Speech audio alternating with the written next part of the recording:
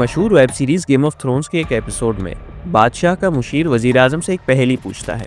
وہ کہتا ہے کہ اگر ایک کمرے میں بادشاہ، مذہبی پیشوا اور مالدار انسان ایک ساتھ بیٹھے ہوں اور ان میں سے ہر کوئی چاہتا ہو کہ اسی کمرے میں موجود کرائے کا قاتل اس کے لیے کام کرے اور باقی دونوں کو قتل کر دے، تو وہ کرائے کا قاتل کس کا ساتھ دے گا؟ Who lives, who dies? Depends on the sellsword. اس پر مشیر ایک عجیب سا سوال پوچھتا ہے کہ اگر ساری طاقت تلوار والوں کے پاس ہوتی ہے تو پھر لوگ بادشاہوں اور مذہبی پیشواؤں کے آگے سر کیوں جھکاتے ہیں؟ وزیر لاجواب ہو جاتا ہے، مجھ سے یہ پہلیاں نہیں سلجھتی۔ تو مشیر خود ہی بتاتا ہے کہ حضور، طاقت اسی کے پاس ہوتی ہے جسے لوگ طاقتور سمجھتے ہیں۔ طاقت ایک دھوکہ ہے، دیوار پر چھایا ایک سایہ، اور کبھی کبھی بہت چھوٹے چھوٹے لوگوں کا سایہ بہت بڑا ہو جاتا ہے۔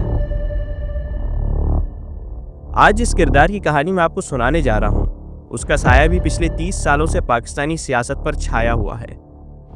ایک ایسا ملک جہاں بھٹو سے لے کر عمران تک سارے لیڈرز کو کال کوٹری میں ڈالا گیا، وہاں اس کو گرفتار کرنا تو دور، نیب کا ایک نوٹس بھی نہیں بھیجا جا سکتا۔ وہ کردار جس کی محدود سیٹوں کے باوجود اس کو نظر انداز نہیں کیا جا سکتا۔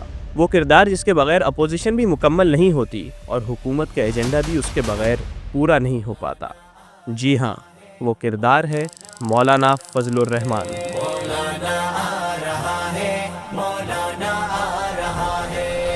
خان صاحب جو ہے تیسری شادی کے لیے جو ہے وہ انڈیکیشن دیا ہے، تو کیا کوئی سجیشن دیں گے ان کو آپ؟ تو میں دوسروں کی شادیوں کی بات کیوں کروں؟ کوئی ہمارے لیے آپ تجویز کیا کریں نا جہاں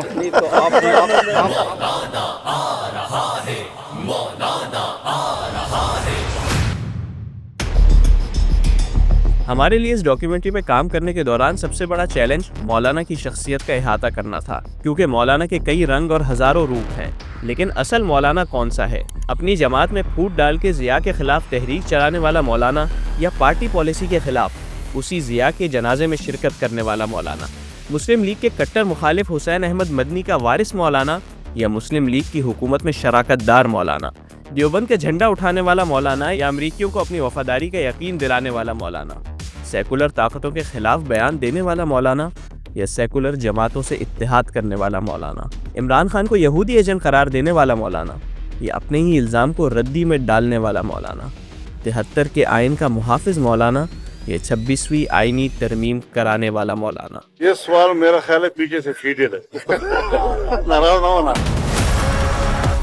آج ہم آپ کو نہ صرف اصل مولانا سے ملائیں گے، بلکہ آپ کو بتائیں گے کہ مولانا کی تاریخ کیا ہے، ان کی طاقت کا راز کیا ہے، مدارس سے لے کر اسٹیبلشمنٹ تک، اور سیاسی جماعتوں سے لے کر فرخ کھوکر جیسے کرداروں تک، سب مولانا کے گن کیوں گاتے ہیں، اور کیا ان سب کی تعریفوں میں مولانا کے اپنے لوگوں کی شکایتیں کہیں دب تو نہیں گئیں؟ تو آئیے ملتے ہیں مولانا فضل الرحمان سے، لیکن اتنے کمپلیکیٹڈ سبجیکٹ کو سمجھنے کے لیے آپ کو بھی یہ ویڈیو آخر تک دیکھنی ہوگی۔ چلیں اب شروع کرتے ہیں، بس اس سے پہلے جی بالکل آپ صحیح سمجھیں، سبسکرائب کریں اور پیٹریون ممبر بن کر ہمارا ایکسکلوسیو کانٹینٹ انجوائے کریں۔ انقلاب پسندوں کے اس قبیل سے ہوں جو حق پہ ڈٹ گیا، اس لشکر قلیل سے ہوں میں یوں ہی دست گریباں، نہیں زمانے سے میں جس جگہ پہ کھڑا ہوں کسی دلیل سے ہوں۔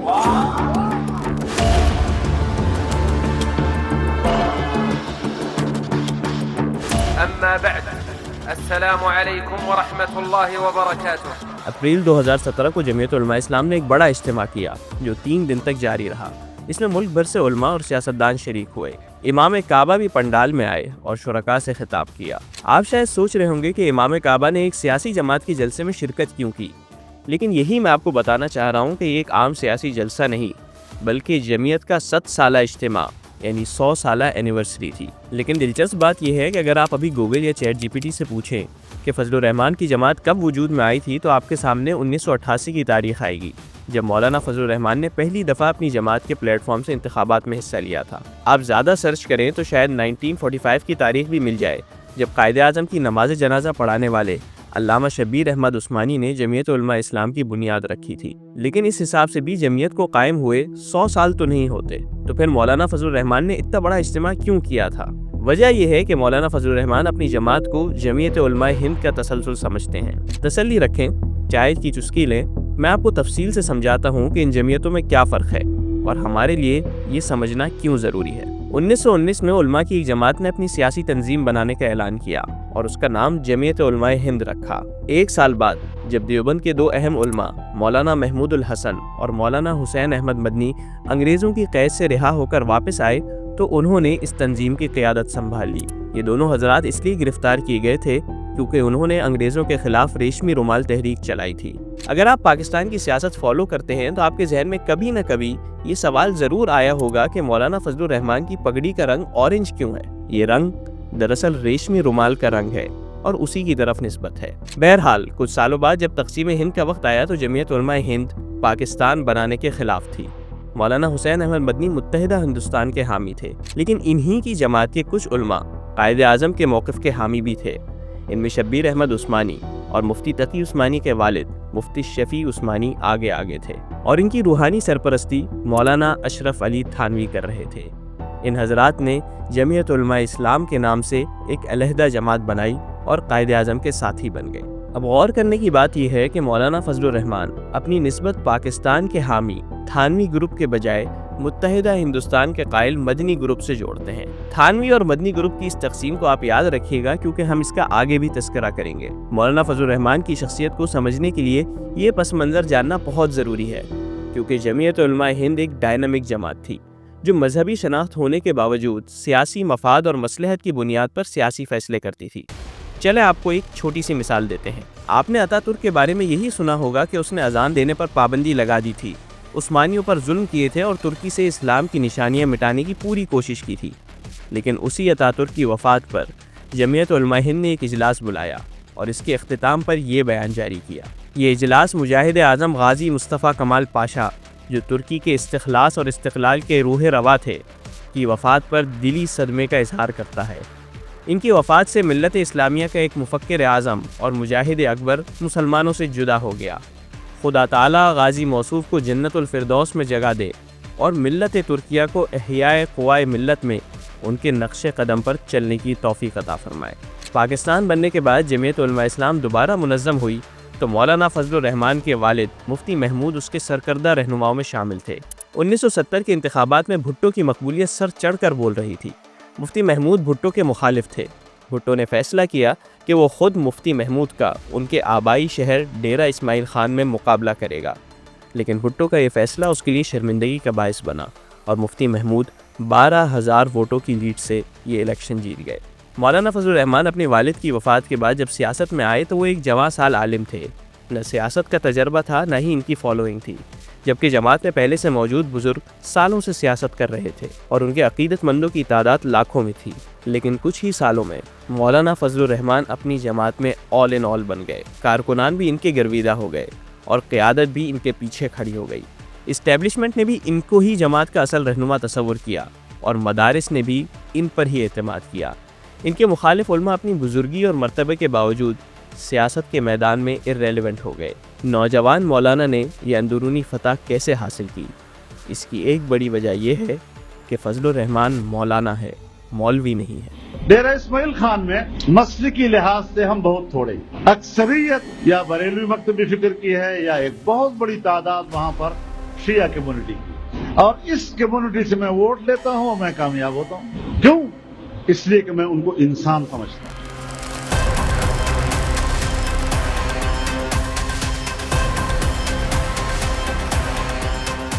آج سے کئی صدیوں پہلے علامہ ابن خلدون نے اپنی مشہور زمانہ کتاب المقدمہ میں اصول بیان کیا تھا کہ سیاست سے سب سے نابلد مخلوق مولوی ہوتے ہیں، کیونکہ ان کا ذہن ہر انسان کے ساتھ اس کی حیثیت کے مطابق معاملہ کرنے پر ٹرین نہیں ہوتا، اور سیاست کے لیے یہ کوالٹیز ضروری ہے۔ آپ کو یہاں یہ بتانے کا مقصد یہ ہے کہ جمعیت علماء اسلام کی قیادت میں بڑے بڑے علماء تو موجود تھے، لیکن وہ روایتی مولوی تھے۔ عقیدت کے ماورا ان سے کوئی رشتہ بنانا بہت ہی مشکل تھا۔ مولانا فضل الرحمان کی بنیادی خاصیت ہی یہ ہے کہ وہ کبھی اس کنویں میں قید نہیں ہوئے۔ ان کے ہم مذہب ایک مودودی 100 یہودی کے نعرے لگاتے تھے، لیکن مولانا نے اسی مودودی کی جماعت سے نہ صرف اتحاد کیا بلکہ قاضی حسین احمد کی قیادت بھی تسلیم کی۔ مولوی خواتین کی حکمرانی کو تسلیم نہیں کرتے اور لبرل سے چڑھتے ہیں، لیکن فضل الرحمان نے سب سے پہلے ایک لبرل خاتون سے ہی اتحاد کیا اور اس کی حکمرانی بھی تسلیم کی۔ مولانا کی یہی ڈائنامک شخصیت ہے جس کی وجہ سے انہوں نے میدان سیاست میں دیگر علماء کو آؤٹ کلاس کر دیا۔ حافظ حمداللہ صاحب نے بہت اچھا جملہ دیا ہے کہ تعویذ جاری نکلا اور محبوبہ گلے پڑ گئی۔ مولانا فضل الرحمان صاحب اس سے پہلے جمہوریت علماء اسلام کا جو سارا تاثر تھا وہ خالصتاً مذہبی اور تحریکی تھا۔ مولانا فضل الرحمان صاحب نے جماعت کے اندر آ کر یہ کیا کہ اس کو ایک سیاسی طور پر بھی لوگوں کے اندر، وہ جماعت سیاسی ہی تھی لیکن مسئلہ یہ تھا کہ سیاسی جماعتوں کے ساتھ، باقی لوگوں کے ساتھ، جسے آپ کہہ سکتے ہیں تو زیادہ کوئی بڑا انٹریکشن سوسائٹی لیول پر نہیں تھا۔ رہنماؤں کی سطح پر تو تھا۔ مفتی محمود صاحب آپ کو پتہ ہے کہ دیگر جماعتوں کے ساتھ، بھٹو صاحب کے ساتھ، شاہ احمد درانی صاحب کے ساتھ، پروفیسر غفور صاحب کے ساتھ اور تحریکات میں ایک بڑا زبردست رول پلے کرتے تھے۔ لیکن عوامی سماجی سطح پر مولانا فضل الرحمان صاحب نے اپنی جماعت کے اندر سیاسی لوگوں کو انوالو کیا۔ اس سے پہلے صرف مذہبی لوگ ہوا کرتے تھے اور بہت سے طبقات کو انہوں نے انگیج کیا، سرمایہ داروں کو انہوں نے ساتھ لے کر چلے، اور اس کا پھر نتیجہ یہ ثابت ہوا کہ جمہوریت علماء اسلام پر جہاں مولانا فضل الرحمان صاحب کی گرفت مضبوط ہوتی رہی، اور جمہوریت علماء اسلام کے اندر ایک جو ڈفرینٹ پولیٹیکل تھیوریز رکھنے والے لوگ تھے وہ بھی جمہوریت علماء اسلام کی تھیوری سے متاثر ہوئے۔ اور پھر جہاں موقف لینے اور حکمت عملی بنانے کی باری آئی تو وہاں بھی مولانا بازی لے گئے۔ آج عمران خان کی مقبولیت کی کیا وجہ ہے؟ یہی نہ کہ وہ مزاحمت کی سیاست کر رہے ہیں، قید برداشت کر رہے ہیں اور ڈیل نہیں کر رہے۔ جس دن وہ اسٹیبلشمنٹ سے ہاتھ ملائیں گے، عوام بھی ان سے ہاتھ جھاڑ لے گی۔ مولانا فضل الرحمان نے بھی اپنی سیاست کے آغاز میں یہی راستہ اپنایا تھا۔ ضیاء الحق کے زمانے میں جب سارے علماء حکومت کے ساتھ کھڑے تھے تو فضل الرحمان نے مزاحمت کا راستہ چنا اور کئی دفعہ گرفتار ہوئے۔ اس سے وہ اپنی جماعت کے نوجوانوں میں مقبول ہو گئے۔ مقبولیت کے ساتھ قبولیت کی کوالٹی پیدا کرنے اور سیاست کے گر سکھانے کے لیے ان کے ساتھ پاکستانی سیاست کا ایک بڑا دماغ موجود تھا، اور وہ تھے مفتی محمود کے دوست اور مولانا فضل الرحمان کے سیاسی استاد نواب زادہ نصر اللہ خان۔ آج ہم جب یہ کہتے ہیں کہ مولانا بہت شاطر ہیں تو یہ جاننا بھی ضروری ہے کہ یہ شطارت اور ذہانت انہوں نے مزاحمت کے میدان اور نواب زادہ نصر اللہ خان کی صحبت میں سیکھی ہے۔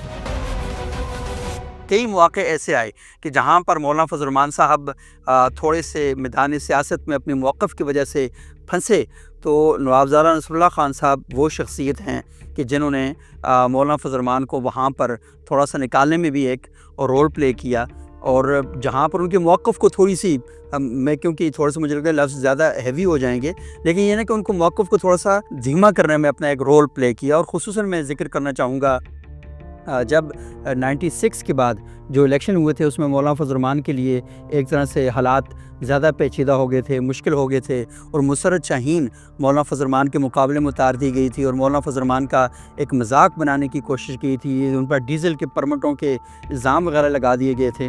تو اس ساری سینیریو کے اندر مولانا کے لیے ایک بڑا پرابلم تھا، اور مولانا فضل الرحمان نے پھر ایک اور سلسلہ شروع کر دیا۔ ملک بھر میں آئینی شریعت کانفرنسز کا ایک سلسلہ شروع کیا تھا، اور مینار پاکستان پہ کانفرنس مولانا فضل الرحمان نے بہت ہی سخت الفاظ جو ہیں پاکستانی اسٹیبلشمنٹ کے لیے استعمال کرنا شروع کر دیے۔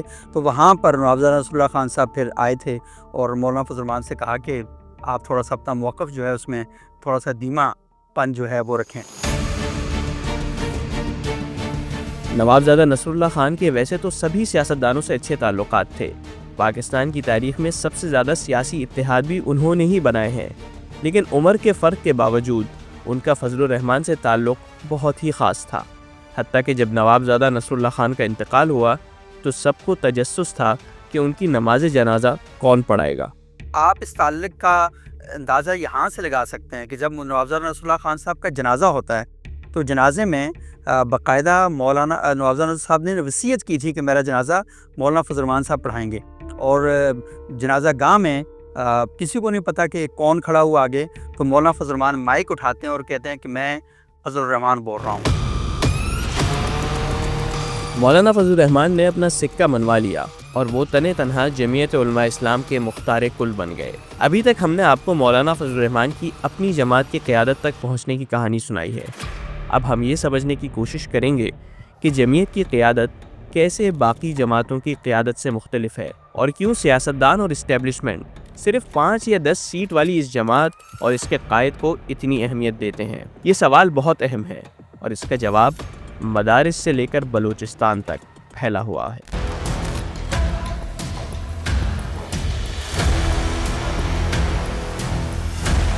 آپ کو میپ پہ جو کلرڈ علاقے نظر آ رہے ہیں یہ افغان سرحد سے متصل قبائلی علاقے اور صوبہ بلوچستان ہے۔ یہ پاکستان کے حساس ترین علاقے ہیں۔ یہاں ملک میں موجود دہشت گرد جماعتیں بھی ایکٹیو ہیں اور انٹرنیشنل پلیئرز بھی، اسی لیے یہ علاقے سالوں سے بدامنی کا شکار ہے۔ ریاست یہاں کے شہریوں کو حقوق دینے اور ان کے علاقوں میں بنیادی سہولیات پہنچانے میں ناکام رہی ہے، اس لیے ریاست کی ریٹ یہاں بہت ہی کمزور ہے۔ مگر اس کمزوری کے باوجود ریاست چاہتی ہے کہ علاقے نہ صرف بغاوت اور علیحدگی سے دور رہیں بلکہ ملکی سیاست میں بھی حصہ لیں، اور اس سیاسی پارٹیسپیشن کے لیے صرف ایک ہی پلیٹ فارم ان علاقوں میں موجود ہے، جمعیت علماء اسلام کا پلیٹ فارم۔ کہتے ہیں دینی مدارس کے طلبا، بھائی دینی مدارس کے طلبا عاقل بھی ہیں اور بالغ بھی ہیں۔ آپ نے شاید اب تک یہی سنا ہوگا کہ جمعیت علماء اسلام کی اصل طاقت مدارس کے طلبہ ہے، لیکن پاکستان کے حساس علاقے فضل الرحمان کی وہ پاور بیس ہیں جس کی طرف اکثر لوگوں کی توجہ نہیں جاتی۔ بات یہ ہے کہ خیبر پختونخوا اور بالخصوص قبائلی علاقے باقی پاکستان سے کچھ مختلف ہیں۔ یہاں کے عوام ہمیشہ سے مذہبی رجحان بھی رکھتے ہیں اور مسلح بھی ہیں۔ ان خصوصیات کو اگر آپ افغانستان سے قربت اور ملیٹنسی کے کانٹیکس میں دیکھیں تو آپ کو اس کی حساسیت کا اندازہ ہوگا۔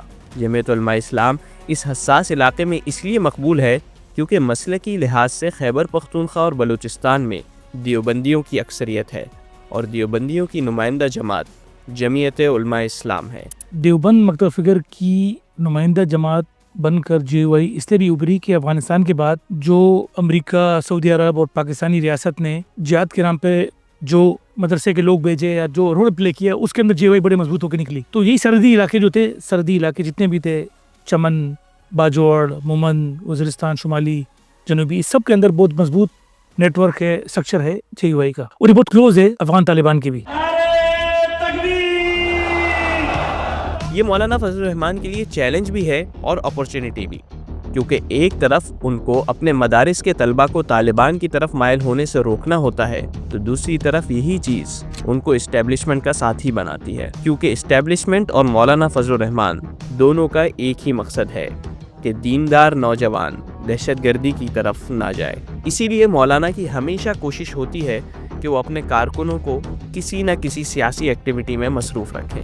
الحمدللہ مدارس کے طلباء نے ہماری آواز پر لبیک کہا ہے، اس نے بندوق چھوڑی ہے، کتاب ہاتھ پہ لی ہے، ہم ان کو قانون کی طرف لانا چاہتے ہیں۔ ایک بات تو بڑا کلیئر ہے کہ مولانا فضل الرحمان اس وقت پاکستان میں ایک منجے ہوئے سیاستدان بھی ہے اور ایک منجے ہوئے مذہبی رہنما بھی ہے۔ انہوں نے بڑا اسکلفلی ایک تو اپنی جماعت کو، اپنے کارکنوں کو، اپنے رہنماؤں کو بڑا انگیج رکھا پارلیمانی سیاست میں، اپنے لوگوں کو روکے رکھا کہ آپ پاکستان میں ریاست مخالف تنظیموں میں نہ جائے، نہ صرف TTP یا گل بہادر گروپ سے بلکہ سپاہ صحابہ، جیش محمد، ان سے بچا کے رکھا۔ ہم آپ کو یہ سمجھانے کی کوشش کر رہے ہیں کہ مولانا کی اہمیت ان سیٹوں کے حساب سے نہیں ہے جو وہ جیت کر آتے ہیں، بلکہ اس کا تعلق اس بات سے ہے کہ وہ سیٹیں کس علاقے میں ہیں اور کس طبقے کے ووٹوں سے حاصل ہوئی ہیں۔ اب آپ یہی دیکھیے کہ جمعیت علماء اسلام تحریک طالبان پاکستان کا نشانہ بنتی رہی ہے۔ خود مولانا فضل الرحمان پر بھی کئی قاتلانہ حملے ہو چکے ہیں، لیکن دوسری طرف مولانا افغان طالبان کے ہمیشہ قریب رہے ہیں، بلکہ آج بھی ان کی افغان طالبان میں رسائی کہاں تک ہے یہ جان کر آپ حیران ہو جائیں گے۔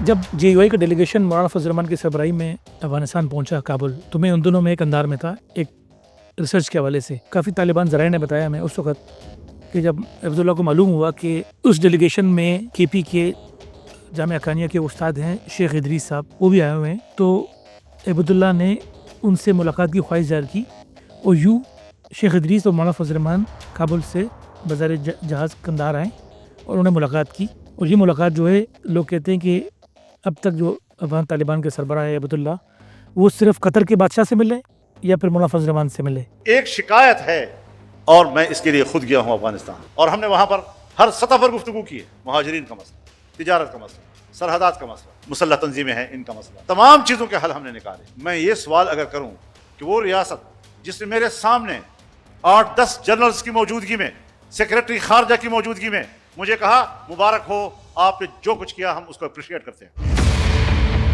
مولانا فضل الرحمان کو یہ اہمیت ان کی شخصیت سے زیادہ ان کی جماعتی پوزیشن کی وجہ سے حاصل ہے۔ ان کی جماعت کو دیوبند، مدارس اور قبائلی علاقوں میں مذہبی طبقے کا نمائندہ سمجھا جاتا ہے۔ یہی وجہ ہے کہ مولانا فضل الرحمان کو ان کی پارلیمانی حیثیت سے زیادہ اہمیت دی جاتی ہے، اور بعض اوقات تو ان کے آدھے MNAs کابینہ کے ممبران ہوتے ہیں۔ لیکن مولانا فضل الرحمان شاید جماعتی اور مسلکی پوزیشن کو ذاتی اور خاندانی فائدے کے لیے استعمال کر رہے ہیں، اور ان کی جماعت کے کچھ افراد بھی اب شاید مذہبی مافیا کی صورت اختیار کر گئے ہیں۔ یہ ہماری اسٹوری کا سب سے خطرناک پہلو ہے۔ پھر لیاقت باغ میں ملیں گے اور بھرپور طور پر ملیں گے، اور جب تک ان کا جنازہ نہیں نکالیں گے، مولوی جنازہ پڑھ کے ہی چھوڑتا ہے، ہم ان کا جنازہ پڑھ کر ہی چھوڑیں گے۔ ہم نے آپ کو اس ڈاکیومنٹری کے شروع میں جمعیت علماء اسلام کی تاریخ بتائی تھی۔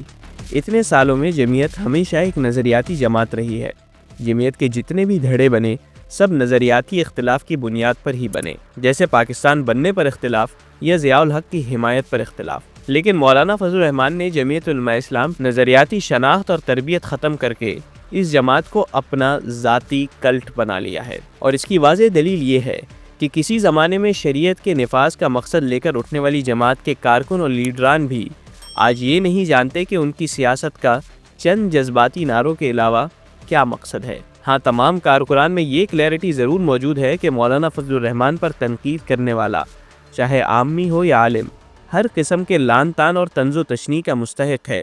مولانا صاحب کو جو کامیابی ملی ہے، سب سے بڑی کامیابی کہ انہوں نے کارکنوں کو نظریاتی اور فکری طور پہ اندھا بہرا رکھا ہوا ہے۔ جماعت میں کوئی تربیتی لٹریچر نہیں ہے، نہ کبھی تربیتی عنوان پہ پروگرام ہوتے ہیں، نہ نظریہ سازی کے حوالے سے کوئی باقاعدہ جو ہے نشستیں ہوتی ہیں، کچھ بھی نہیں ہوتی۔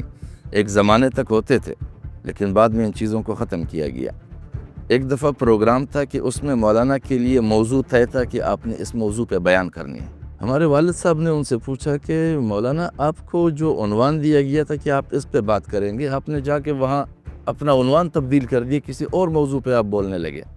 اس نے کہا کہ میں نے جب مجمع کو دیکھا تو مجمع کے ساتھ وہ عنوان سوٹ نہیں کر رہا تھا، کیونکہ اس عنوان پہ اگر وہ بات کرتے تو وہ لوگوں کو برانگیختہ نہیں کر سکتے تھے، ان کو جذباتی نہیں بنا سکتے تھے، ان کی محبتوں کو وہ کیش نہیں کر سکتے تھے۔ تو وہ صرف مجمع کی محبتوں اور ان کی عقیدتوں کو کیش کرنے کے لیے وہ وقتاً فوقتاً اپنے موضوعات کو چینج بھی کرتے ہیں۔ یہ اعتراضات ہم نے جمعیت علماء اسلام کے سینیٹر حافظ حمداللہ کے سامنے رکھے، لیکن انہوں نے کوئی جواب نہیں دیا۔ تاہم مولانا فضل الرحمان کی شخصیت کے دفاع میں کتاب تصنیف کرنے والے سلیم جاوید صاحب ہمیں انٹرویو دینے پر راضی ہو گئے۔ میرا خیال یہ کہ آپ لوگ جو ہے نا جمعیت علماء اسلام کو جماعت اسلامی کے ماڈل پہ دیکھنے کی کوشش کر رہے ہیں۔ جماعت اسلامی میں چونکہ ساری چیزیں اکٹھی ہوتی ہیں، وہ ایک ہی جماعت ہے، اس میں سارا کچھ چلتا ہے۔ علماء دیوبند میں ایسا نہیں ہے۔ علماء دیوبند کے مختلف چینلز ہیں، انہوں نے مختلف فطروں کے مقابلے میں، قادیانیت ہے اس کے مقابلے علیحدہ تاریخ ہے، دوسرے کے مقابلے میں علیحدہ ہے۔ ان سب کی جو سایہ ہے وہ ہے جمعیت علماء اسلام، سیاسی طور پر ان کا چہرہ ہے، تاکہ حکومت کی طرف سے ان کو جو پرابلم ہو یا ویسے کوئی تو اس کو یہ قانون سازی میں مسئلہ نہ ہو، اس کے لیے جمعیت علماء اسلام ہے۔ تو صاحب ظاہر ہے جمعیت علماء اسلام میں کون سی فکری نشستیں ہونی، وہاں تو سیاسی نشستیں ہی ہوں گی، باقی تو ہم اپنے اپنے چینل پہ دوسرے لوگ کریں گے۔ ہم نے اس ڈاکیومنٹری کی تیاری کے دوران مختلف علماء سے بات کی۔ ان میں سے ایک نے بہت ہی اہم بات کی طرف اشارہ کیا، وہ یہ کہ مولانا فضل الرحمان کو جب بھی اپنی سیاست خطرے میں محسوس ہوتی ہے یا ان کو اسٹیبلشمنٹ اگنور کر رہی ہوتی ہے تو وہ کسی جذباتی مذہبی نعرے کے تحت ایک بڑی کانفرنس منعقد کر کے اس نعرے کو پولیٹیکل موبلائزیشن کے لیے استعمال کرتے ہیں۔ یہی بات ہمیں کراچی میں موجود ایک ایسے عالم نے بھی کہی جن کا جمعیت علماء اسلام سے خاندانی تعلق ہے، بلکہ جس کمرے میں انہوں نے ہمیں انٹرویو دیا وہاں مفتی محمود کئی مرتبہ قیام کر چکے ہیں، اور مولانا فضل الرحمان کا بچپن بھی وہاں گزرا ہے۔ آپ نے کبھی دیکھا نہیں ہوگا کہ ہماری جو بڑے عالیشان جلسے ہوا کرتے تھے جماعت کے، بڑے سطح پر یعنی صوبائی سطح پہ جو جلسے ہوتے ہیں، کہ آپ نے کبھی بھی اس میں نظام کی تبدیلی کے حوالے سے کبھی عنوان نہیں دیکھے ہوں گے۔ جب بھی آپ پروگرام دیکھتے ہیں تو یا تو وہ جذباتی عنوان ہوتا ہے لوگوں کو ایموشنلی بلیک میل کرنے کے لیے، یا پھر وہ اپنے والد کے نام سے مفتی محمود کانفرنس کراتے ہیں۔ اب شخص تو کچھ نہیں ہوتا ہے، بنیادی طور پہ افکار اور نظریات ہوتے ہیں۔ اب وہ کہیں پر بھی افکار اور نظریات کے عنوان سے پروگرام نہیں رکھتے ہیں۔ پہلا جلسہ جو عمران خان صاحب نے لاہور میں کیا تھا، مینار پاکستان میں، بہت بڑا جلسہ اس نے کیا تھا، جس پر میڈیا کہتے تھے کہ بھٹو کے بعد تاریخی جلسہ یہ ہے۔ تو مولانا فضل الرحمان صاحب نے بھی اپنی سیاسی قوت ظاہر کرنے کے لیے کراچی جناح باغ میں جلسہ رکھا تھا۔ اس کے لیے ان دنوں وہ میرے بیمار پرسی کے لیے تشریف لائے تھے، تو میں نے اس کو عرض کیا کہ حضرت یہ نئے خیالات ابھرنے کا زمانہ ہے، اگر آپ مہربانی کر کے اپنے جلسوں کو کوئی ایسا عنوان دے دے کہ جو آگے ہمارے لیے لائے عمل بھی بنے اور لوگوں کے لیے وہ توجہ کا مرکز بھی بنے۔ تو اس نے کہا کیسے؟ تو میں نے کہا کہ اگر آپ اسلامی نظام معیشت کانفرنس رکھیں تو متوجہ ہو جائے تو آپ کی انتخاب کے لیے بھی بہتری ہوگی، اور اگر آپ کو موقع ملے تو نظام کی تبدیلی کا ذریعہ بھی بنے، لوگوں کے لیے بہتری ہوگی۔ تو اس نے کہا کہ سوچیں گے اس پر، لیکن بعد میں انہوں نے اس جلسے کا عنوان میں نے تحریری طور پر بھی کسی کے ہاتھ لکھ کر بھیجا تھا، تو اس نے اس کا نام اسلام زندہ آباد کانفرنس رکھا۔ اب اسلام تو ویسے ہی زندہ آباد ہے، وہ کسی کے مرد آباد سے تو کبھی مرتا نہیں ہے اسلام۔ بات یہیں تک رہتی تو پھر بھی ٹھیک تھا، لیکن یہ بات انتہائی خطرناک رخ اس وقت اختیار کر گئی جب مسئلہ ذاتی کلٹ بنانے اور مقدس نعروں کا سیاسی استعمال سے بڑھ کر سیاسی مخالفت کرنے والوں پر مذہبی فتوے لگانے تک پہنچ گیا۔ مجھ سے پہلے ہمارے کسی دوست نے کہا کوئی فتویٰ دو، میں کہتا ہوں ہم جس میدان میں نکلے ہیں یہ شرعی لحاظ سے جہاد ہے اور اس سے پیچھے ہٹنا گناہ ہے۔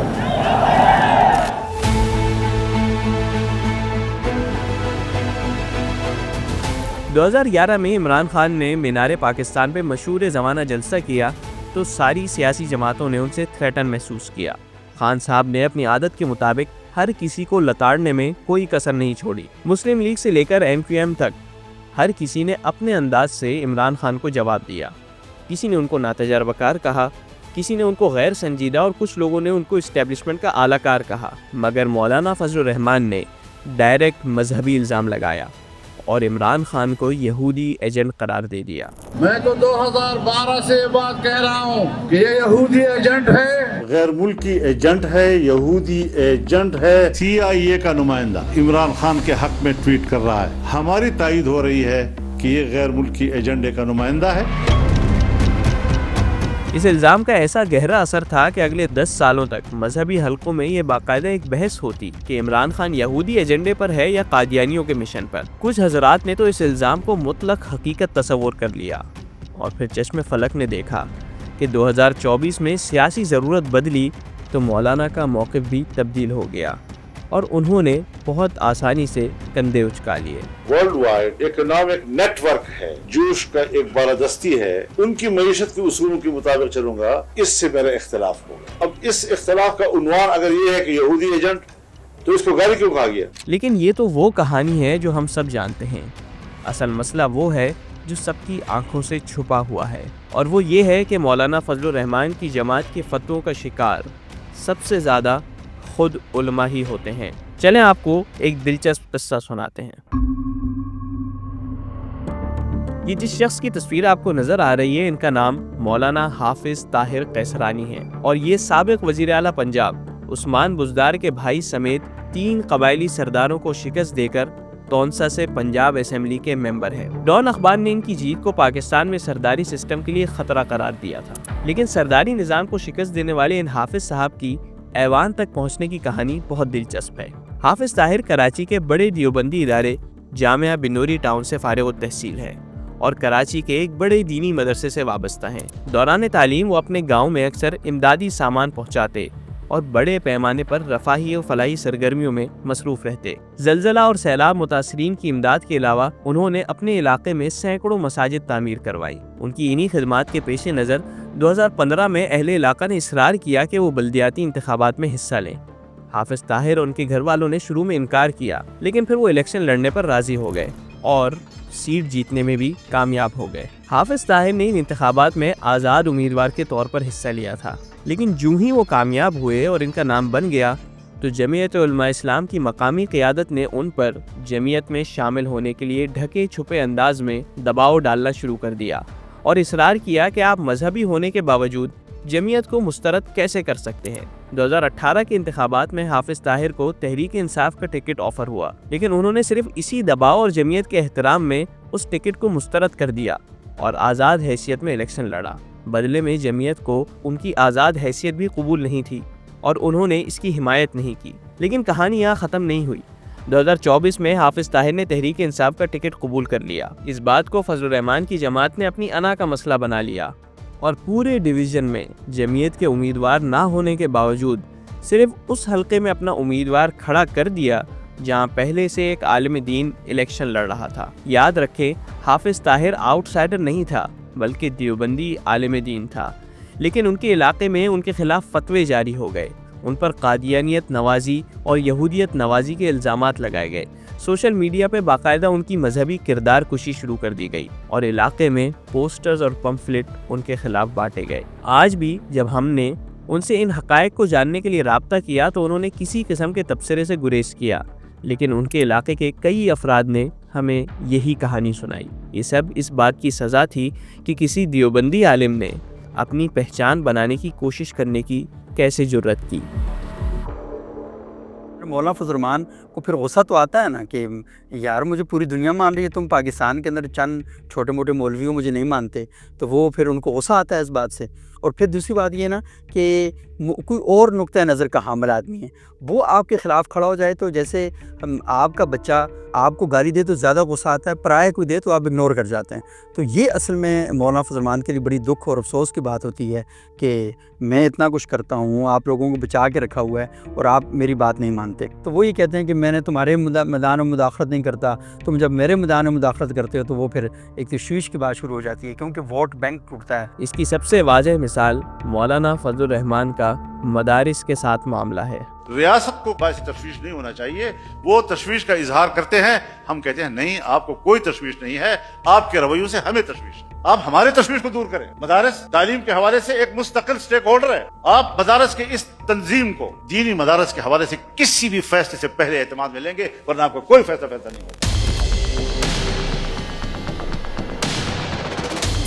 مدارس مولانا کو پیارے ہیں، ان کے تحفظ کے خاطر مولانا کسی سے بھی لڑ جاتے ہیں، لیکن یہ اس وقت تک جب تک وہ مدارس مولانا کے چھتر چھایا میں رہیں۔ جس دن ان کا قد بڑھ جائے اور وہ مولانا کی مخالفت کی جسارت کر لے تو مولانا خود ان مدارس کے سامنے کھڑے ہو جاتے ہیں۔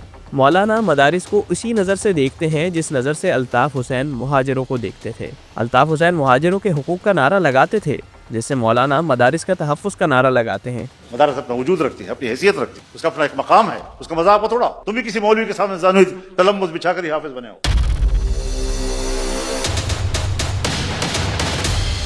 لیکن اگر کوئی مہاجر ایم کی حمایت نہ کرے یا اس کے سامنے کھڑا ہو جائے تو اس کا انجام اس مخالف سے بدتر ہوتا تھا جو کسی اور قومیت سے تعلق رکھتا ہو، کیونکہ الطاف حسین مہاجروں کے خود ساختہ ترجمان اور اکیلے مالک بن گئے تھے۔ جو مہاجر اس ملکیت کو چیلنج کرتا وہ قائد کا غدار اور موت کا حقدار ہوتا۔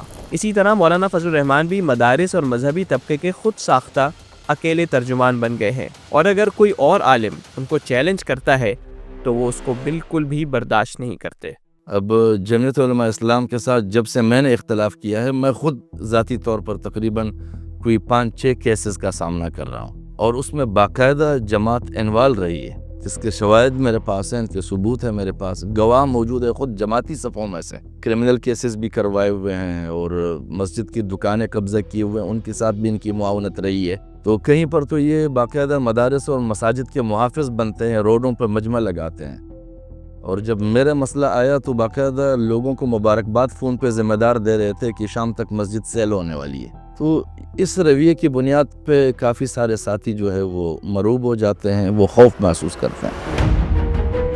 آپ کو اس کی ایک اور بہت دلچسپ مثال سناتے ہیں۔ آج سے صرف 1 سال پہلے 26ویں آئینی ترمیم کے وقت کراچی میں دیوبندی مسلک کے ایک بڑے مدرسے جامعۃ الرشید نے انتہائی احترام کے ساتھ مدارس کی رجسٹریشن پر مولانا سے اختلاف کیا اور موقف اختیار کیا کہ جو مدارس اپنی رجسٹریشن تبدیل نہیں کرنا چاہتے کم از کم ان کو مجبور نہ کیا جائے، لیکن مولانا کو یہ بات سخت ناگوار گزری اور انہوں نے ڈائریکٹ جامعۃ الرشید کے محتمم اور ان کے حلیے پر حملہ کر دیا۔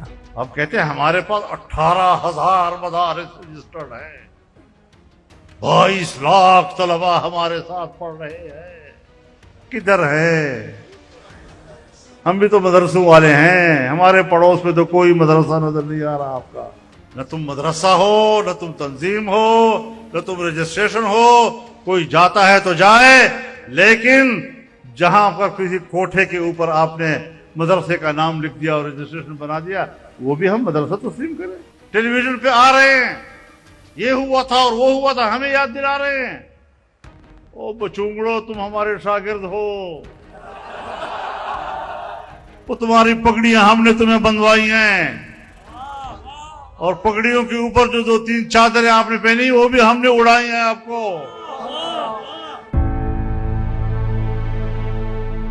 चले मदारिस और 26वीं आईनी तरमीम की बात हो ही रही है तो आपको विफाकुल मदारिस के अंदर की एक कहानी सुनाते हैं, जिससे मौलाना फजलुर रहमान और मदारिस का ताल्लुक वाज़ेह हो जाएगा। पाकिस्तान में मदारिस के 5 से 6 बड़े बोर्ड्स हैं। उनमें सबसे मुनज़्ज़म, बड़ा और मजबूत बोर्ड देवबंदी मदारिस का विफाकुल मदारिस अल अरबिया है। विफाकुल मदारिस के तहत 20,000 से ज़ायद मदारिस रजिस्टर्ड हैं। एक तवील अरसे तक इस बोर्ड के सदर गैर मुतनाज़ा आलिम दीन मौलाना सलीमुल्लाह खान रहे। कुछ लोग कहते हैं कि उन्होंने ये अनरिटन उसूल तय किया था कि विफाकुल मदारिस इंतज़ामी एतबार से सियासत से दूर रहेगा।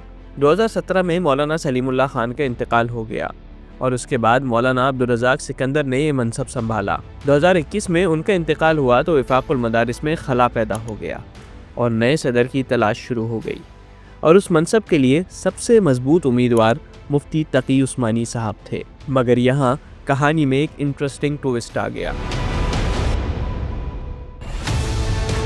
मौलाना फजलुर रहमान भी विफाकुल मदारिस की सदारत की दौड़ में शामिल हो गए। उसूल था कि विफाक सियासत से दूर रहेगा, लेकिन मौलाना ने भरपूर लॉबिंग शुरू कर दी। यूं ये मुकाबला मुफ्ती तकी उस्मानी वर्सेस मौलाना फजलुर रहमान हो गया। आपको मैंने शुरू में थानवी और मदनी ग्रुप का इख्तिलाफ याद रखने का कहा था। ये उस इख्तिलाफ की मॉडर्न और रिफॉर्म्ड शक्ल थी। मौलाना फजलुर रहमान की नामजदगी पर विफाक के बड़े मदारिस को एतराज़ था, इसलिए एक मौके पर तो ये इंतखाबात ही मुलतवी कर दिए गए। कुछ दिनों में मौलाना फजलुर रहमान को भी अंदाज़ा हो गया कि उनकी जीत की सूरत में शायद विफाक ही बाकी ना रहे। इसलिए मौलाना ने अपने रिवायती अंदाज में बाहें फैलाई और सबके सामने मुफ्ती तकी उस्मानी के हक़ में दस्तबरदार हो गए, क्योंकि अगर मदारिस ही बिखर जाएं और ताकतवर ना रहें तो मौलाना उनको एज अ बार्गिन चिप कैसे इस्तेमाल करेंगे। अगर हम इस पर देखें तो 70% मदरसों का ताल्लुक डायरेक्टली JUI से। वो ये समझते हैं कि ये JUI हमारी मदरसों की और हमारी मफादात की मुहाफ़िज़ भी है, और ये एक बड़ा उनका एक सपोर्ट बेस भी है। हम देखते हैं कि पिछली हुकूमत में जब जनरल बाजवा आर्मी चीफ थे तो उस दौर में काफ़ी कोशिश हुई विफाकुल मदारिस में थोड़ पैदा करने की, नए बोर्ड बनाने की, जिसके ऊपर काफ़ी गड़बड़ भी हुई विफाकुल मदारिस में। लोग अक्सर पूछते हैं कि 26वीं आईनी तरमीम में मौलाना के घर में सियासतदानों का तांता बंधा हुआ था। वो पूरी सियासत का महवर बने हुए थे। आखिर उन्होंने तरमीम के हक़ में वोट डालकर क्या हासिल कर लिया? उन्होंने ये हासिल किया।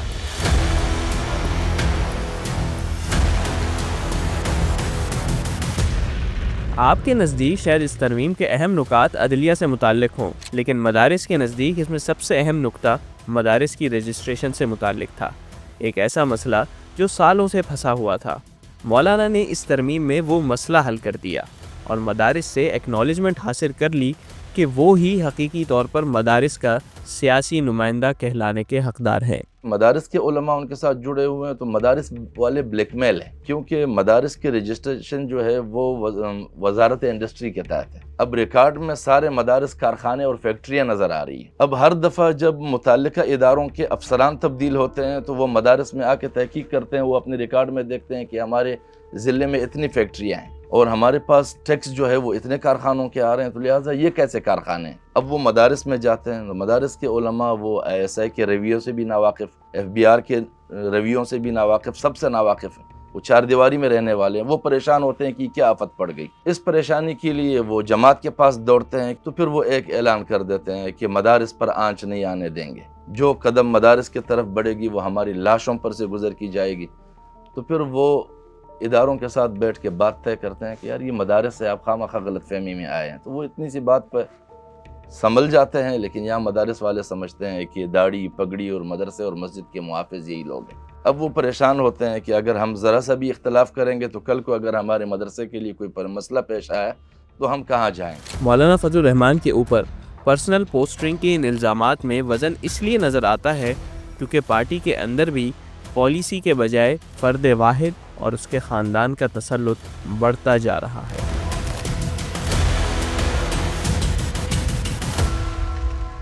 حافظ صاحب کے عہدے کے خاتمے اور پھر رکنیت کے خاتمے کیا گیا، یا میرے بارے میں جب ہم فضل الرحمان میں ہے نہیں، ہم جمعیت علماء اسلام پاکستان کے ارکان تھے، ہیں اور رہیں گے، اب تو ہم اس پہ سوچیں گے کہ کیا ہم مولانا صاحب کو نوٹس دیں کہ آپ نے یہ کس دستور کے مطابق یہ رجسٹریشن کروایا ہے اور آپ نے کیوں جماعت سے اپنی علیحدگی کا ہے۔ دسمبر 2020 میں مولانا فضل الرحمان کی جماعت میں ایک بھونچال آ گیا۔ مولانا محمد خان شیرانی اور حافظ حسین احمد سمیت اہم رہنماؤں اور پرانے ساتھیوں نے مولانا سے راہیں جدا کر لی۔ مولانا شیرانی وہ شخصیت ہیں جنہوں نے مولانا فضل الرحمان کا اس وقت ساتھ دیا جب مولانا نے اپنی سیاسی اننگز کا آغاز کیا تھا، اور وہ جماعت کے سب سے اسٹرانگ ہولڈ بلوچستان کے 30 سال تک صدر رہے، لیکن 2020 میں انہوں نے بھی جمعیت کو خیر آباد کہہ دیا۔ مولانا شیرانی کا مولانا فضل الرحمان سے اختلاف اسی بات پر شروع ہوا تھا کہ مولانا فضل الرحمان نے جمعیت علماء اسلام کے ساتھ فضل الرحمان کا لاحقہ لگایا تھا۔ شیرانی صاحب کا موقف تھا کہ علماء کی وارث جماعت کسی ایک شخص سے کیسے منسوب ہو سکتی ہے۔ ہم نے اس ڈاکیومنٹری کی تیاری کے دوران مختلف لوگوں سے بات کی۔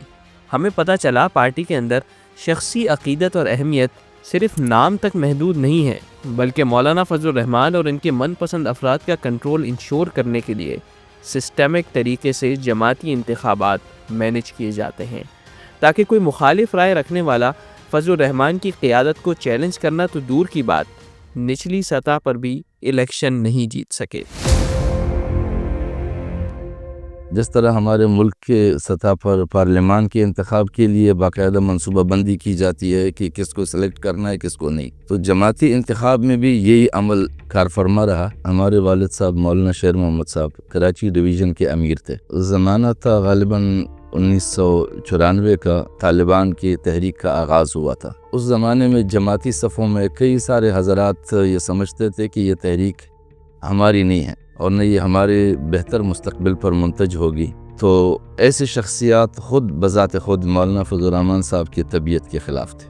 مولانا فضل الرحمان صاحب چاہتے تھے کہ اس تحریک کے آڑ میں وہ اپنے آپ کو بھی دنیا کے سامنے متعارف کرائیں اور اپنی خدمات بھی پیش کریں، تو ہمارے والد صاحب کے لیے انہوں نے یہ مشکلات پیدا کر دیے کہ کراچی کے جماعت کے اندر ایسے لوگوں کو داخل کیے جو بنیادی طور پر جماعت کے ورکر ہی نہیں تھے، اور ان کو ساتھ لیا، اور وہ مولانا کے آنے جانے کی جہازوں کے اخراجات اور ٹکٹیں اور ان کے خرچے وغیرہ برداشت کرتے تھے۔ تو انہوں نے سب سے پہلے وار یہ کیا کہ کراچی ڈویژن کے نظم ختم کر دی انہوں نے، اور بنیاد یہ بنایا کہ چونکہ ہماری دستور میں ڈویژن کی کوئی دستوری کابینہ ہوتی نہیں ہے، اس لہٰذا ڈویژن معطل ہے، تاکہ ان کی بات کو اور اس کے اختلاف کو غیر مؤثر بنایا جا سکے۔ آخر کوئی تو وجہ ہے کہ جب سے ہم نے آنکھ کھولی ہے تو مولانا فضل الرحمان ہی جمعیت علماء اسلام کے امیر ہیں اور عبدالغفور حیدری جنرل سیکرٹری۔ اگر جماعت میں شفاف الیکشن ہوتے ہیں تو کیا وجہ ہے کہ ان کے علاوہ کوئی امیدوار تک نظر نہیں آتا؟ باقی ہے کہ یہ بات کہ وہ کلٹ کی صورت اختیار کر چکے ہیں اور جمعیت کے لوگ کسی کو سامنے فتویٰ لگاتے ہیں اور یہ وہ باتیں، تو یہ تو اس طرح ہے کہ اب سیاست اسی رخ پہ اس طرح چل رہی ہے، کوئی ایسے بات نہیں ہے کہ اس طرح ہو رہا ہے، وہ یہ کر رہے ہیں وہ کر رہے ہیں۔ پاکستان کا جو مجموعی مزاج ہے وہ ایسا نہیں ہونا چاہیے تھا، لیکن اب ہے تو سیاست ہے، اس میں ہر داؤ پیچ اس طرح کے لگتے رہتے ہیں۔ باقی یہ اس کے قابل رہ ہی نہیں ہے کہ یہاں پہ اب جمہوریت جو سیاسی پارٹیوں میں بھی نہیں ہو سکتی، وہاں بھی بس اسی طرح ہی چلے گا جس طرح ملک چل رہا ہے، ہائبرڈ نظام ہی چلے گا۔ ہم نے اس مسئلے پر JUIF کے اہم رہنما مفتی کفایت اللہ سے بھی رابطہ کیا۔ مفتی کفایت اللہ نہ صرف جمعیت کے رہنما ہیں بلکہ وہ ان چند لوگوں میں سے ہیں جنہوں نے مشکل وقت میں اپنی جماعت کا بھرپور دفاع کیا، اور اس بھرپور دفاع کی قیمت گرفتاری اور قاتلانہ حملوں کی صورت میں ادا کی۔ وہ آج بھی مولانا کے متعلق کیا موقف رکھتے ہیں، آپ ان کی ہی زبانی سنیں۔ یہ جو 10 کے خلاف جنگ دراصل میں دیندار لوگوں کے خلاف جنگ ہے، یہ دھاڑی اور پگڑی کے خلاف جنگ تھی، یہ مولوی کے خلاف جنگ تھی، وہ مولوی جو کوئی سیاسی شعور رکھتا ہے وہ جو اس کے خلاف یہ جنگ تھی۔ میں اس کو اعلیٰ وجہ بصیرت کہتا ہوں۔ اگر جمعیت علماء اسلام نہ ہوتی یا جمعیت علماء اسلام ہوتی اور مولانا فضل الرحمان صاحب اس کے قائد نہ ہوتے تو اس جنگ کے اندر ہم نے ایسا نقصان ہوتا کہ ہر مسجد جو تھی وہ لال مسجد بن جاتی اور ہر مدرسہ جو ہے وہ مدرسہ حفصہ بن جاتا۔ تو انہوں نے بہت زیادہ حکمت عملی کے ساتھ اور بہت برتبادی کے ساتھ اللہ کی مدد بھی شامل حال تھی، ہم اس جنگ سے نکلے۔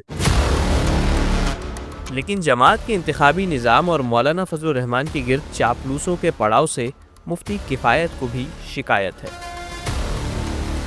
کہ ہمارا انتخابی نظم جو ہے اس کے اندر بہت زیادہ نقائص۔ انتخابی نظم جو ہمارا انتخابی ناظم ہوتا ہے وہ جس کو چاہے رکھے، جس کو چاہے باہر کرے، تو یہ بے پناہ اختیارات جو اس کے پاس ہے وہ اثر باعث ہے اس خرابی کا۔ یہ ایسا ہوتا ہے نا کہ جب آپ کام کرتے ہیں تو بہت سارے لوگ جمع ہو جاتے ہیں قیادت کے آس پاس ماحول میں، اس میں کچھ لوگ تو باصلاحیت ہوتے ہیں تو انہیں چاپلوسی کرنے کی ضرورت نہیں ہوتی، ایک کچھ لوگ ہوتے ہیں وہ بے صلاحیت ہوتے ہیں، تو ان کی وہاں موجودگی کی ایک ہی وجہ ہو سکتی ہے، ایک ہی ذریعہ کہ وہ چاپلوسی کریں۔ جب وہ چاپلوسی کرتے ہیں تو پھر وہ چاپلوس لوگوں میں اور نظریاتی کارکنوں کے اندر ایک واضح شگاف تو ہوتا ہے۔ مفتی کفایت کی رائے اس حوالے سے اس لیے بھی اہم ہے کیونکہ انہوں نے خود مولانا عبدالغفور حیدری کے خلاف جماعت کے اندر الیکشن لڑا تھا۔ ہم نے اس کے متعلق ان سے سوال کیا تو انہوں نے بند الفاظ میں پوری صورتحال بیان کر دی۔ مولانا عبدالغفور حیدری صاحب کا ہم نے مقابلہ کیا ہے تو اس وقت بعض لوگوں کا خیال تھا کہ مولانا فضل الرحمان صاحب کا مقابلہ کیا جائے، تو میں نے نہیں کہا میں مولانا فضل الرحمان صاحب سے مطمئن ہوں، میں مولانا عبدالغفور صاحب سے ذرا کم مطمئن ہوں یا عدمی اطمینان ہے، تو میں تو اس سیٹ پر آؤں گا۔ تو ہمارے ہاں ہمارے اس دستور کے اندر آپ امیر کا بھی مقابلہ کر سکتے ہو، جنرل سیکرٹری کا بھی مقابلہ کر سکتے ہو۔ اس وقت جو نتیجہ آیا تو وہ نتیجہ اس کو پھر ہم نے میڈیا میں شیئر نہیں کیا، اس کی وجہ سے بعض ایسی باتیں ہوتی ہیں نا کہ اس کو شیئر کرنے سے پارٹی کو نقصان ہو جاتا ہے، تو خیر ہے کوئی بات نہیں، ایک موقع ایسا بھی آ جائے گا کہ انشاءاللہ العزیز کوئی نئے چہرے بھی سامنے آ جائیں گے، ہمیشہ پرانے چہرے تو نہیں ہوں گے۔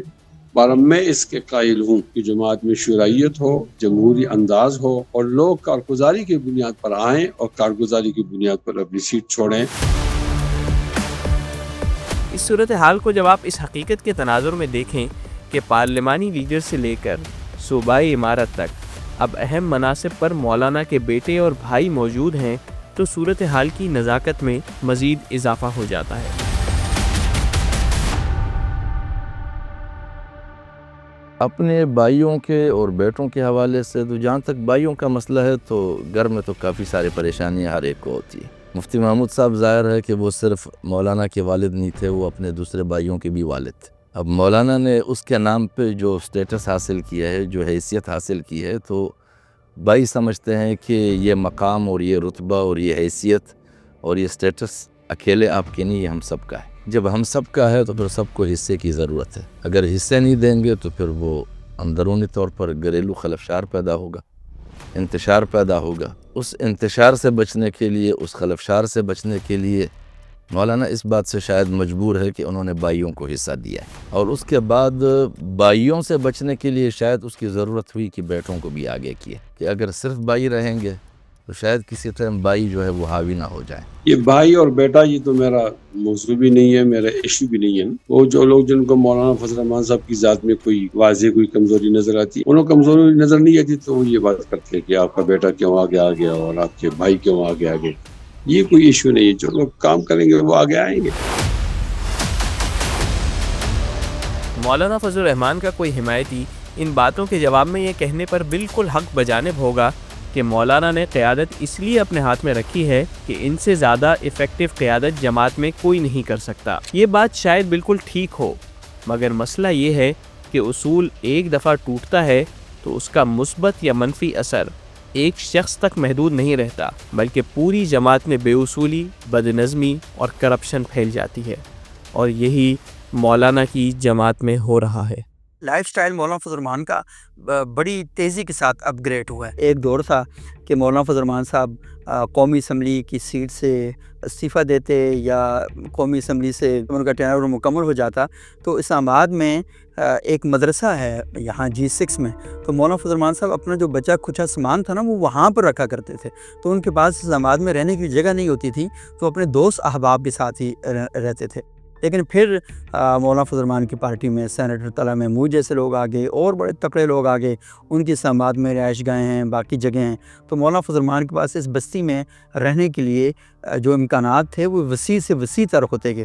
اور اب تو مولانا فضل الرحمان صاحب پر اللہ تعالیٰ کی طرف سے اتنا کرم ہے کہ یہاں پر غالباً 3 یا 4 کنال کا گھر ہے، اور اسلام آباد کے مہنگے ترین علاقوں میں وہاں پر ان کا گھر ہے، تو وہاں پر مولانا فضل الرحمان صاحب رہتے ہیں۔ اور جب ان سے حامد میر صاحب نے پوچھا تھا تو انہوں نے کہا میرے پاس تو کوئی احساس نہیں ہے، تو انہوں نے کہا یہ گھر کس کا، کہتے ہیں چھوڑیں آگے جائیں آپ، تو یہ والی بات انہوں نے کرنا شروع کر دی تھی۔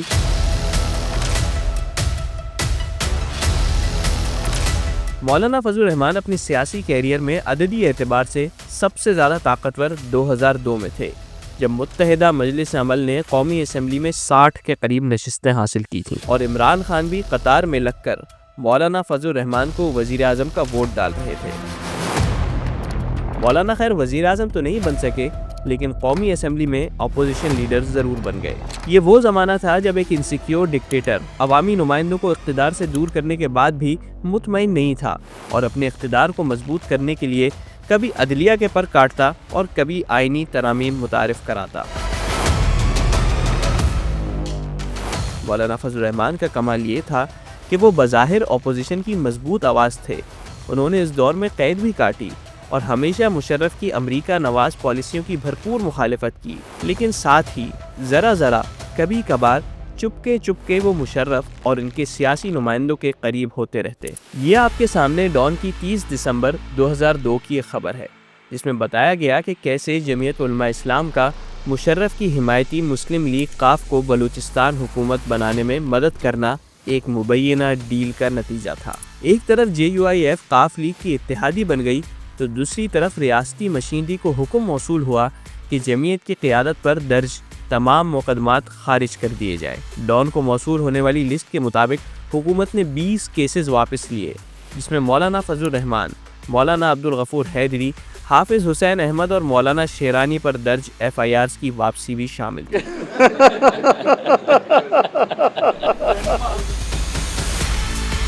لیکن یہ کوئٹ پرو کو تو مولانا ملٹری قربت کا صرف آغاز تھا۔ اصل قربت تو 17ویں آئینی ترمیم میں نظر آئی۔ جی ہاں، جعلی حکومتوں کی آئینی ترامیم کا شوق آج کا نہیں ہے۔ مشرف کی خواہش تھی کہ اس کی آمریت کو آئینی کور حاصل ہو اور اس کو وزیر اعظم اور پارلیمان کو گھر بھیجنے کا اختیار بھی ملے۔ اس خواہش کی تکمیل کے لیے 17ویں آئینی ترمیم متعارف کرائی گئی، جس میں تمام نکات شامل تھے۔ توقع کے مطابق اپوزیشن نے ان تمام ترامیم کی سختی سے مخالفت کی۔ اس وقت حکومت میں کوئی ایسا جینیس نہیں تھا جس کے ذہن میں مخصوص نشستیں چھین کر مصنوعی 2/3 اکثریت حاصل کرنے کا آئیڈیا آیا ہو، اس لیے حکومت کو اپوزیشن سے مذاکرات کرنا پڑے۔ پیپلز پارٹی اور مسلم لیگ نون کے موقف میں تو لچک کی کوئی گنجائش نہیں تھی، اس لیے حکومت نے 60 نشستوں والی MMA سے رابطہ کیا۔ MMA کی طرف سے یہ مذاکرات قائد ملت اسلامیہ مولانا فضل الرحمان نے خود کیے۔ مولانا نے کہا کہ میں اس شرط پر آئینی ترمیم کے حق میں ووٹ ڈالوں گا کہ مشرف صرف صدر کے منصب پر رہیں اور فوجی وردی اتارنے کی تاریخ دے دیں۔ کئی مہینوں کے مذاکرات کے بعد دونوں اطراف میں اتفاق ہو گیا۔ مولانا فضل الرحمان مشرف کی حکومت کو لیگلائز اور مضبوط کرنے اور پارلیمان کا انجام ان کے حوالے کرنے پر راضی ہو گئے۔ بدلے میں مشرف نے 2004 تک اپنے فوجی عہدے سے دستبردار ہونے کا وعدہ کیا۔ اپوزیشن کی دیگر جماعتوں نے اس ڈیل پر شدید احتجاج کیا، حتیٰ کہ کچھ لوگوں نے یہاں تک کہا کہ MMA دراصل متحدہ مجلس عمل نہیں بلکہ ملا ملٹری الائنس ہے۔ لیکن ان سب کے شور کے باوجود آئینی ترمیم پاس ہو گئی۔ آخری ایشو تھا یونیفارم کا۔ یہ میرے لیے ذاتی طور پہ ایک مشکل فیصلہ، تو میں نے یہ فیصلہ کیا ہے کہ میں دسمبر 2004 تک یونیفارم اپنا اتاروں گا اور army chief of army staff کے عہدے سے ہٹ جاؤں گا۔ اس کے اندر کون سی تاریخ ہوگی اس کا فیصلہ میں خود کروں گا۔ میں اس موقع پہ MMA اور حکومت کی مذاکراتی ٹیم کو مبارکباد پیش کرتا ہوں۔ مزے کی بات یہ ہے کہ 1 سال بعد جب وردی اتارنے کا وقت آیا تو جنرل پرویز مشرف اپنے وعدے سے مکر گئے، یعنی مولانا کو نہ خدا ملا نہ وصال صنم۔ اس نے پوری قوم اور ساری دنیا کے سامنے عہد کیا تھا، اس کو پورا کرے، ورنہ 31 دسمبر کے بعد اس کو ہم جائز صدر تسلیم نہیں کریں گے. یہ پھر صدر بھی نہیں رہے گا انشاءاللہ. بعد میں جب قاضی حسین احمد نے 17ویں آئینی ترمیم منظور کرانے پر معافی مانگی اور لوگوں نے فضل الرحمان سے بھی معافی کا مطالبہ کیا تو انہوں نے کہا کہ وعدہ خلافی مشرف نے کی ہے، معافی ہم کیوں مانگے. اصل مسئلہ شاید یہی انٹائٹلمنٹ اور احتساب کا خوف نہ ہونا ہے کہ جمعیت علماء اسلام کی قیادت اپنے جماعت کی نظریے، منشور اور فکر کے خلاف بڑے سے بڑا کوئی بھی اقدام اٹھا لے، جماعت کے اندر سے صرف واہ مولانا واہ کی آوازیں آتی ہیں. یہ شاید دوسری آوازوں کو جو اختلاف کرتی تھی سائیڈ لائن کر دیا گیا ہے. جمعیت علماء اسلام کے جب بھی اجتماعات ہوتے تھے پارلیمنٹ میں یا اپوزیشن کے ساتھ یا اتحادوں میں، تو کچھ چہروں کو ہم نے ہمیشہ مولانا فضل الرحمان صاحب کے ساتھ دیکھا، جیسے سینیٹر مولانا گل نصیب صاحب ہیں، مولانا محمد خان شیرانی صاحب ہیں، حافظ حسین احمد صاحب ہیں، مولانا شجاع الملک صاحب ہیں. تو یہ ان کے JUI کے نمایاں چہرے تھے. آپ یہ دیکھ لیں کہ مولانا فضل الرحمان نے ایک بہت بڑی ایکٹیویٹی کی، آزادی مارچ. تو یہاں اسلام آباد کا اتنا بڑا اجتماع تھا، میں نے لکھا بھی تھا اس وقت کہ نہ شیرانی صاحب نظر آ رہے ہیں، نہ حافظ حسین احمد صاحب ہیں، نہ ہی شجاع الملک ہیں وہاں پہ، نہ ہی مفتی کفایت اللہ یہاں پر ہیں، نہ ہی سینیٹر گل نصیب صاحب وہاں پر ہیں. تو ہمیں کوئی بھی وہاں پر دکھائی نہیں دے رہا تھا. ذاتی زندگی میں گلے شکوے آتے ہیں اور مجھے بھی ہیں. یعنی بعض اوقات اس طرح کام ہو جاتا ہے کہ جیسے سمجھا جا رہا ہے کہ ہماری حوصلہ شکنی ہو رہی ہے. تو کارکن تو کام کی تعریف چاہتا ہے. مجھے راستے میں لوگوں نے روکا اور روک کر مارا. تمام لوگ آئے ہماری عیادت کے لیے. تو کارکن کی خواہش ہوتی کہ ہماری تسلی تب ہوگی کہ مولانا فضل الرحمان صاحب تشریف لائیں، تو وہ تشریف نہیں لا سکے. اور اب حالت یہ ہو گئی ہے کہ مولانا کے قریبی حلقوں میں بھی ایسے لوگ شامل ہو گئے ہیں جن کی اخلاقیات مشکوک ہیں. ہمارے جمعیت علماء اسلام کراچی کے جو ذمہ داران ہمارے والد صاحب کے بعد جتنے رہے ہیں، جن کا میں تجربہ کر چکا ہوں، ایک زمانہ ایسا تھا کہ مولانا صاحب کے ناشتے کے وقت اور مولانا صاحب کی روٹی کے وقت، یعنی دوپہر کا کھانا، رات کا کھانا اور ناشتہ، یہ باقاعدہ لوگوں پر بیچا کرتے تھے. یعنی ان سے وہ کہتے تھے کہ ہم مولانا صاحب کو آپ کے گھر پہ لے آئیں گے، آپ کے پاس ناشتے پہ لے آئیں گے، لیکن پھر آپ کو بھی ہمارے ساتھ تعاون کرنا پڑے گا. ہماری حیثیت اتنی چھوڑی نہیں ہے کہ ہم مولانا صاحب کو آپ کے پاس نہ لا سکیں. تو اس بنیاد پر وہ لوگوں سے پیسے بھی وصول کرتے رہے، ان سے فائدے بھی وصول کرتے رہے، بٹورتے رہے. لیکن بعد میں جب بالائی قیادت کو یہ محسوس ہوا کہ اس طرح ہو رہا ہے، پھر بالائی قیادت نے باقاعدہ ان سے پرسنٹیج وصول کرنے کی کوشش شروع کی. ان باتوں کو بھی شاید مولانا کا کوئی جذباتی حمایتی الزامات کہہ کر رد کر دے، لیکن فرخ کھوکر کی جمعیت علماء اسلام میں شمولیت کو کیسے رد یا جسٹیفائی کیا جا سکتا ہے؟ شیخ الہند کی جماعت کا رہنما اور وارث اگر فرخ کھوکر بن گیا ہے تو اس پر مزید کیا کہنے کی گنجائش رہ جاتی ہے؟ کھوکر صاحب کے بارے میں یہ بات کر سکتا ہوں کہ لازمی راولپنڈی اسلام آباد میں ان کی برادری بھی بہت سٹرونگ ہے. اور آپ کو پتہ ہے کہ مصطفیٰ نواز کھوکر ان کے کزن ہیں، اور ان کے جو چچا ہیں وہ منسٹر بھی رہے، اس کے ساتھ ساتھ وہ ڈپٹی اسپیکر قومی اسمبلی بھی رہے، اور یہاں پر ان کی پراپرٹی بہت زیادہ ہے. اور ان کے ساتھ کچھ چھوٹے موٹے لوکل لیول پر ایشوز بھی ہونا شروع ہو گئے تھے. تو ان کو یہ لگا کہ جمعیت علماء اسلام سے بہتر جماعت کوئی نہیں ہو سکتی جہاں پر آپ چھوٹے گروپ میں شامل ہو کر زیادہ نمایاں ہو سکتے ہیں، اور پھر وہ مذہبی حوالے سے بھی اور سیاسی حوالے سے بھی. تو جمعیت علماء اسلام کی چھتری انہیں زیادہ مؤثر اور زیادہ مفید دکھائی دی، اور پھر وہ اس کے اندر شامل ہو گئے. باقی جو آپ بات کر رہے ہیں مولانا فضل الرحمان صاحب کی کہ انہیں کیا فائدہ مل رہا ہے، تو مجھے ذاتی طور پر مولانا فضل الرحمان صاحب کو کیا فائدہ ملے گا، لیکن ایک بات تو یہ ہے کہ ان کی ڈفرینٹ ہاؤسنگ سوسائٹیز کے اندر مساجد بنتی ہیں، جمعیت علماء اسلام کے جو لوگ ہیں وہاں پر ایڈجسٹ ہو جاتے ہیں. یعنی ذمہ دار طبقے ہیں، کسی کے بیٹے کو نوکری پہ لگوائیں، کسی کو آپ بھتیجے کو نوکری پہ لگوائیں، کسی کو آپ ٹھیکے میں حصہ دار بنوائیں منسٹروں کے ذریعے سے. اب ہمارے یہاں بلوچستان میں ہر چوتھا پانچواں ذمہ دار مولوی جو ہے وہ ٹھیکیدار کے ساتھ ٹھیکے میں شریک ہے، پرسنٹ میں شریک ہے. بور لگتے ہیں تو بورنگ لگواتے ہیں. بورنگ کے لیے اصطلاح متعارف کی ہے کہ آپ نے جیب میں لگوانا ہے یا زمین پہ لگوانی. تو اگر وہ پروجیکٹ کوئی آیا ہوا ہے تو جیب میں لگوانا ہے تو ان کو اپنا فیصد دے دیتے ہیں، وزیر اپنا فیصد لے لیتا ہے. اگر زمین پہ لگوانا ہو تو پھر وہ بورنگ لگوا دیتے ہیں تو ان کے فائدے ہو جاتے ہیں. تو ان مفادات کو دیکھتے ہوئے لوگ ان کے ساتھ کنیکٹ رہے ہیں. اب سوال یہ پیدا ہوتا ہے کہ مولانا کا مستقبل کیا ہے؟ ایک طرف عمران خان کا سونامی ان کے گھر پر دستک دے رہا ہے اور وہ پچھلے 2 انتخابات سے اپنی آبائی نشست پر شکست کھا رہے ہیں. تو دوسری طرف کچھ مدارس بھی ان کو بائی پاس کر کے ڈائریکٹ اسٹیبلشمنٹ سے تعلقات بنا رہے ہیں۔ اس تین طرفہ سیاسی جنگ میں مولانا فضل الرحمان کو امید تھی کہ 8 فروری کے الیکشن کے بعد ان کی پارٹی کا ریوائول ہو جائے گا، لیکن انتخابات کے نتائج نے ان کو ڈیلیما میں پھنسا دیا ہے۔ ان کے آگے اسٹیبلشمنٹ کا کنواں ہے جس میں ان کے سامنے نون لیگ اور پیپلز پارٹی گر کر اپنا سیاسی مستقبل داؤ پر لگا چکی ہیں، اور پیچھے عمران خان کی کھائی ہے جس کی مخالفت کی بنیاد پر مولانا سالوں سے سیاست کرتے رہے ہیں۔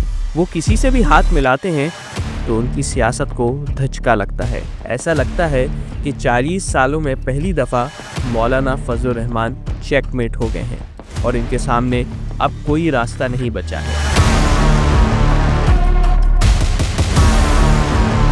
اب دیکھنا یہ ہے کہ مولانا اپنی روایتی حکمت سے بازی پلٹنے میں کامیاب ہوں گے یا ان کا گیم اوور ہو چکا ہے۔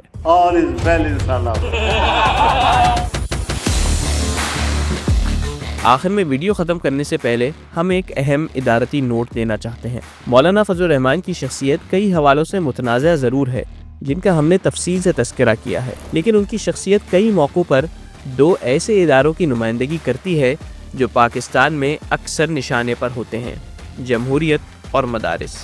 لہٰذا یہ یقینی بنانا ضروری ہے کہ مولانا پر اعتراض کی آڑ میں کوئی جمہوری یا مذہبی آوازوں کو دبانے کی اپنی مکروہ خواہش پوری نہ کرے۔